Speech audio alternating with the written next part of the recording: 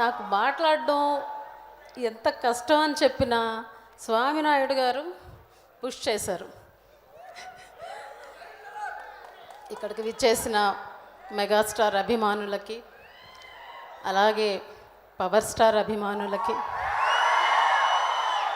అలాగే mega power star Ram Charan అభిమానులకి నేను నా హృదయపూర్వక నమస్కారాలు.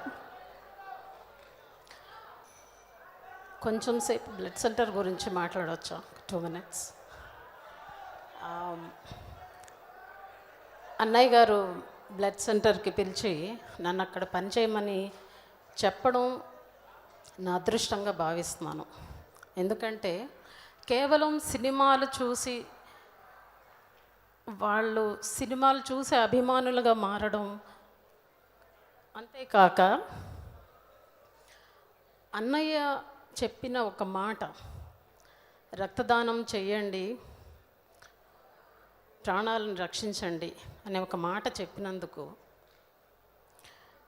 ఆయన్ని, చిరంజీవిని గారిని సినిమా యాక్టర్గా అభిమానించడమే కాకుండా ఆయన సేవా కార్యక్రమాల్లో ఫాలో అవడం, బ్లడ్ బ్యాంక్లో స్వచ్ఛందంగా రక్తదానం చేయడం, రక్తదాన శిబిరాలు కండక్ట్ చేయడం ఎంత ఓవర్వెల్మింగ్ ఉంటుందంటే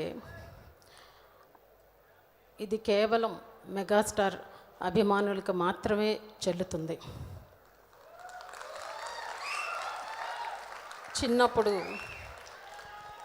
చిరంజీవి గారి అభిమానులు మాత్రమే విన్నాను నేను. వాళ్ళు స్వచ్ఛందంగా సేవా కార్యక్రమాలు, అన్నదానాలు చేయడం, పెళ్ళిళ్ళు చేయడం, ఇలాంటివన్నీ ఎక్కువగా చిరంజీవి గారి అభిమానులు మాత్రమే చేసేవాళ్ళు. అవి వింటూ పెరిగాను. ఈ రోజున నేను బ్లడ్ సెంటర్లో పనిచేయడం నిజంగా నా అదృష్టం.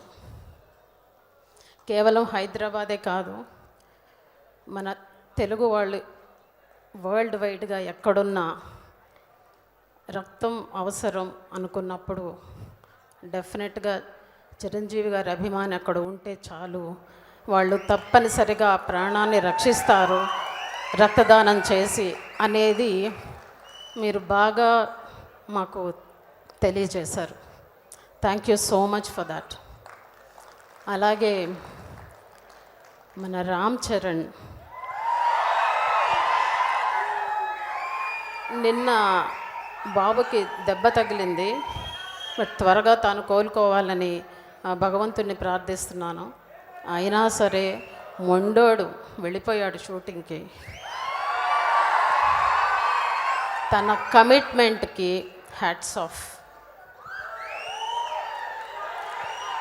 అలాగే Charan, many happy returns of the day నానా. ఈ సంవత్సరం